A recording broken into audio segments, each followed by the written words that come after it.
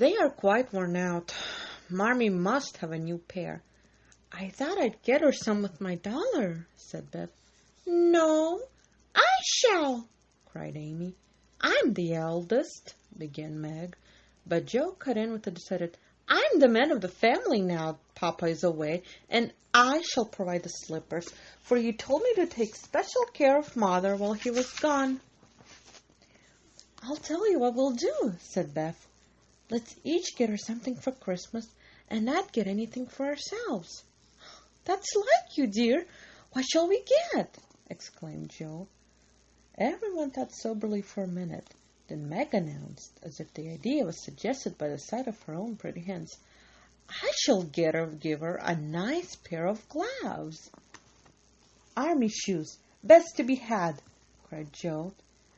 Some handkerchiefs, all hemmed, said Beth. I'll get a little bottle of cologne. She likes it, and it won't cost so much, so I'll have some left to buy my pencils, added Amy. How will we gift things? Asked Meg. Put them on a table and bring her in and see her open the bundles. Don't you remember how we used to do on our birthdays? Answered Joe. I used to be so frightened when it was my turn to sit in a big chair with the crown on and see you all come marching round to give the presents with a kiss. I liked the things in the kisses, but it was dreadful to have you sit looking at me while I opened the bundles, said Beth, who was toasting her face and the bread for tea at the same time. Let Marmee think we're getting things for ourselves, and then surprise her. We must go shopping tomorrow afternoon, Meg. There is so much to do about the play for Christmas night, said Joe, marching up and down with her hands behind her back and her nose in the air. I don't mean to act any more after this time. I'm getting too old for such things, observed Meg, who was as much a child as ever about dressing up frolics. You won't stop, I know, as long as you can trail round in a white gown with your hair down and wear gold paper jewelry.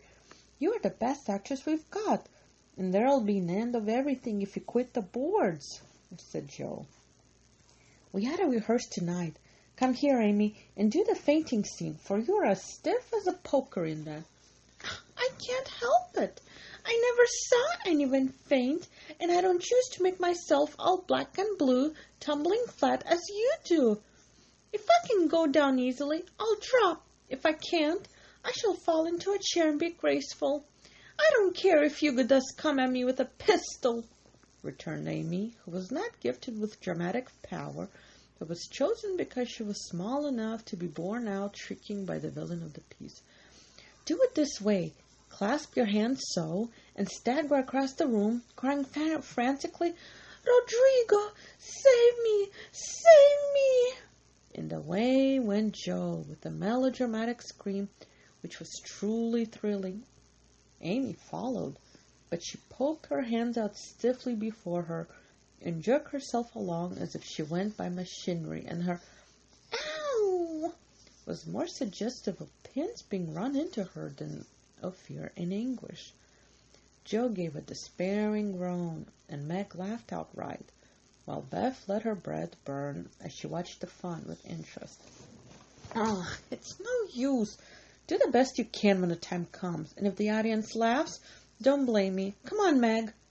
The things went smoothly, for Don Pedro defied the world in a speech of 2 pages without a single break. Hagar, the witch, chanted an awful incantation over her kettle full of simmering toads with weird effect.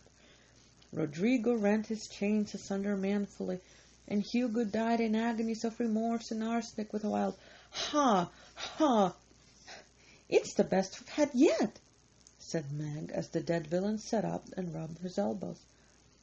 I don't see how you can write and act such splendid things, Joe. You are a regular Shakespeare, exclaimed Beth, who firmly believed that her sisters were gifted with wonderful genius in all things. Not quite, replied Joe modestly. I do think The Witch's Curse, an operatic tragedy, is a rather nice thing, but I'd like to try Macbeth. If we only had a chapter for Banquo. I always wanted to do the killing part. Is that a dagger that I see before me? Muttered Joe, rolling her eyes and clutching at the air as she had seen a famous tragedian do. "No, it's the toasting fork with Mother's shoe on it instead of the bread. The stage struck!" cried Meg, and the rehearsal ended in a general burst of laughter.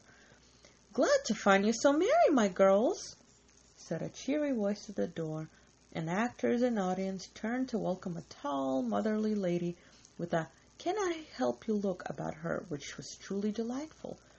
She was not elegantly dressed, but a noble-looking woman, and the girls thought the grey cloak and unfashionable bonnet covered the most splendid mother in the world.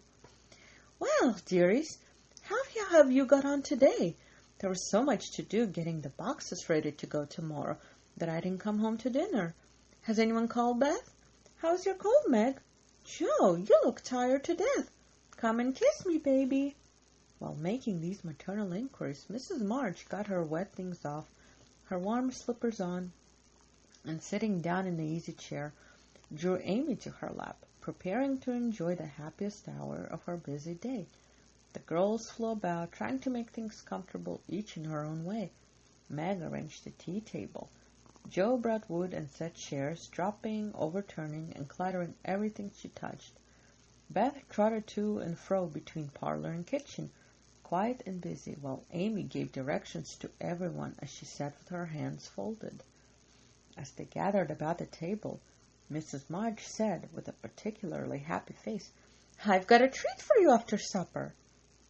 A quick, bright smile went around like a streak of sunshine. Beth clapped her hands, regardless of the biscuit she held, and Jo tossed up her napkin, crying, "A ladder! A ladder! 3 cheers for Father! Yes, a nice long ladder. He is well and thinks he shall get through the cold season better than we feared. He sends all sorts of loving wishes for Christmas, and an especial message to you girls." And Mrs. March patting her pocket as if she had got a treasure there. "Hurry and get done. Don't stop to quirk your little finger and simper over your plate," cried Jo, choking on her tea and dropping her bread butter side down on the carpet in her haste to get at the treat. Beth ate no more, but crept away to sit in her shadowy corner and brood over the delight to come till the others were ready.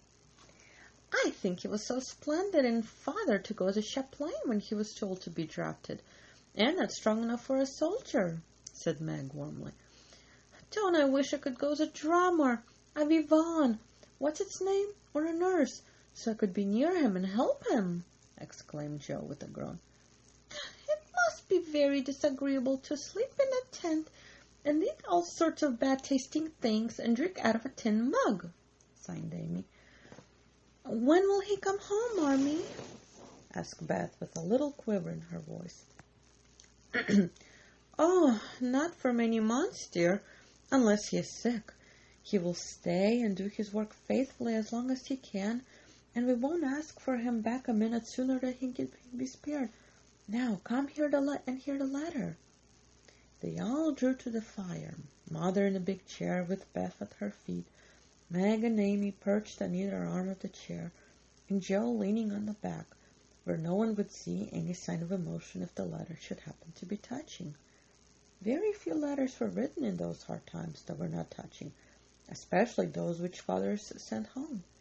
In this one, little was said of the hardships endured, the dangers faced, or the homesickness conquered. It was a cheerful, hopeful letter, full of lively descriptions of camp life, marches, and military news, and only at the end did the writer's heart overflow with fatherly love and longing for the little girls at home. "Give them all my dear love and a kiss. Tell them I think of them by day, pray for them by night, and find my best comfort in their affection at all times. A year seems to be a very long time to wait before I see them, but remind them that while we wait, we may all work so that these hard days need not be wasted. I know they will remember all I said to them, that they will be loving children to you, will do their duty faithfully, fight their bosom enemies bravely, and conquer themselves so beautifully that when I come back to them, I may be fonder and prouder than ever of my little women." Everybody sniffed when they came to that part. Jo wasn't ashamed of the great tear that dropped off the end of her nose, and Amy never minded the rumpling of her curls as she hid her face on her mother's shoulder and said that, "I am a selfish girl, but I'll truly try to be better, so he mayn't be disappointed in me by and by." "We all will," cried Meg. "I think too much of my looks and hate to work but one any more, if I can help it.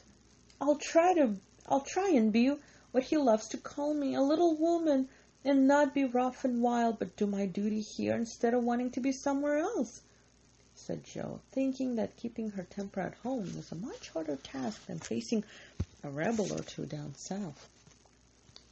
Bev said nothing, but wiped away her tears with the blue army sock and began to knit with all her might, losing no time in doing the duty that lay nearest her, while she resolved in her quiet little soul to be all that father hoped to find her when the year brought round the happy coming home.